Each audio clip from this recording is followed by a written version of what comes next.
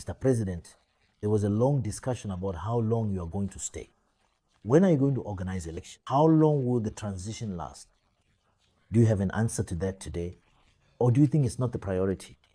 For you, how long will Captain Ibrahim Traore be in charge before organizing elections to step down? I was going to ask you a very important question in return before providing you with an answer. I'm not here to answer questions. That's all right.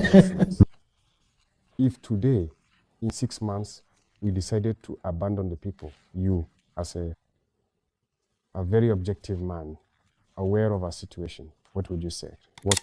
Now people say, if they're getting results, if they're making some progress, it's because they have the Russians with them. There was Wagner, which has been talked about. Now, we even have the Russians who are going to open their first military base with the Africa Corps. Mr. President, are the Russians helping you?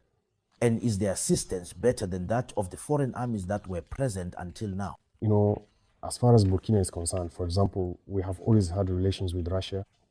And I can tell you 80% of the equipment that the Burkinabe had was... Today, Mr. President, aren't you afraid for yourself? Afraid? We lived through the era of Thomas Sankara, who is somewhat your role model, since many people compare you to him because of your ideas, your way of behaving, your choices. We know how it ended. Yes, you are right. And that's the question everyone is asking. And it's actually the phobia of the Burkina people. When they think about it, they're always afraid for me, for my safety. As for myself, I'm not afraid. Which today is hosting a special guest, Captain Ibrahim Traore, Transitional President and Head of State of Burkina Faso. Good morning, Mr. President. Good morning, Elaine. Thank you for having us. Today, with Russia, the relationship is primarily strategic. That, I think you understand much better than we do.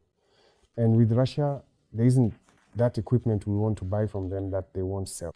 They are thus impose restrictions on us. They tell you, you can't buy this. Of course. But the Russians sell you everything you want. Everything we want. Up to this very moment, as I speak to you, they are blocking us from getting licenses for certain aircraft. There are types of weapons they will never sell us. And how do they explain these restrictions to you? That's what I have to ask. Where's the friendship? What do they want? There are many countries, the Russians, the Chinese, the Turks, the Koreans, and so on. There are no restrictions. With Iran, whatever we want, they'll provide it for us. If we can pay, we pay. But with those states that were supposedly our friends, there are restrictions. There are even some who have gone so far as to tell us that they can't sell us anything that's lethal.